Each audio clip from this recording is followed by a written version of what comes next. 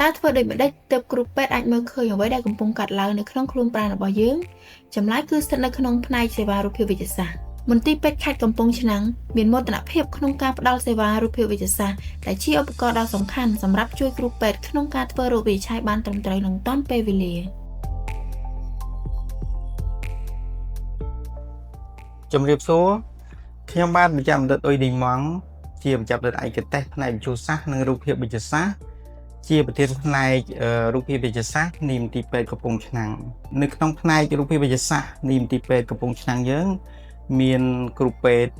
ទាំងបុគ្គលិកទាំងគ្រូពេទ្យទាំងអស់សរុប9នាក់ក្នុងនោះមានគ្រូពេទ្យ4នាក់ជាម្ចាស់បណ្ឌិតដែលមានបទពិសោធន៍ខ្ពស់និងមានជំនាញត្រឹមត្រូវមានខ្ញុំបាទមួយរូបមានវិជ្ជបណ្ឌិតខនចំណានមួយរូបមានវិជ្ជបណ្ឌិតភេទសុធារិទ្ធមួយរូបនិងលោកស្រីវិជ្ជបណ្ឌិតខ្សែរ៉ូសាណាមួយរូបនៅក្នុងផ្នែករូបភាពវិទ្យាសាស្ត្ររបស់យើងគ្រូពេទ្យទាំងអស់សុទ្ធតែមានជំនាញច្បាស់លាស់និងមានបទពិសោធន៍យូរឆ្នាំនិងបានទទួលការបណ្ដុះបណ្ដាលខ្ពស់ក្នុងផ្នែករូបភាពវិទ្យាសាស្ត្រយើងមានម៉ាស៊ីនពីរប្រភេទគឺយើងមានម៉ាស៊ីន Echography ឬក៏និយាយថា Ultrasound ហើយនិងម៉ាស៊ីន X-rayម៉ាស៊ីនទាំងពីរនេះយើងមានអត្ថប្រយោជន៍ច្រើនក្នុងការរោគវិនិច្ឆ័យឲ្យបានច្បាស់លាស់ហើយនឹងការសម្រាប់គ្រូពេទ្យក្នុងការព្យាបាលបានត្រឹមត្រូវនិងទាន់ពេលវេលាចំពោះម៉ាស៊ីន Echography នេះមានប្រយោជន៍ច្រើនជាម៉ាស៊ីនដែលយើងមានម៉ាស៊ីនទំនើប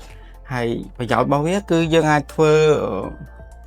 រោគវិនិច្ឆ័យបានលឿនដូចជាយើងអាចមើលថ្លើមមើលលំពេងមើលប្រមាត់មើលតម្រងនោម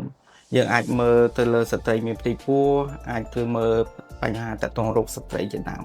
អាចមើលទៅលើអេកូសូដនយើងអាចមើលទៅលើកពេញកជាដើមហើយយើងពិសេសយើងអាចមើលទៅលើ pathology ដូចជាមានជំងឺតកតងនឹង traumatic តកតងនឹងគ្រោះថ្នាក់ចរាចរណ៍យើងអាចមើលដឹងនៃការហូរឈាមអីក្នុងពោះឲ្យទាន់ពេលវេលាសម្រាប់គ្រូពេទ្យវះកាត់ឲ្យលឿនបំផុតហើយចំណែកម៉ាស៊ីន X-ray ម៉ាស៊ីន X-ray គឺមានប្រយោជន៍ច្រើនដូចគ្នាX-ray យើងអាចថតទៅលើសួតយើងអាចទៅមើលសាច់សួតមើលឆ្អឹងដែលនៅក្នុងប្រអប់ទ្រូងយើងឬក៏យើងអាចតាក់ទងថតមើលឆ្អឹងកន្លែងផ្សេងសម្រាប់ស្វែងរកឆ្អឹងបាក់បែកជាដើមហើយអនាគតដ៏ខ្លីនេះយើងនឹងមានបន្ថែមម៉ាស៊ីនទំនើបមួយទៀតគឺម៉ាស៊ីន CT scan នេះគឺមានប្រយោជន៍ច្រើនក្នុងការដែលយើងកំណត់រោគវិនិច្ឆ័យដែលខ្ពស់ដូចជាយើង scan ទៅលើខួរក្បាលស្វែងរកសរីរាង្គបញ្ហាក្នុងខួរក្បាលយើងថតទៅលើសួតថតទៅលើប្រព័ន្ធនៅក្នុងពោះយើងចឹង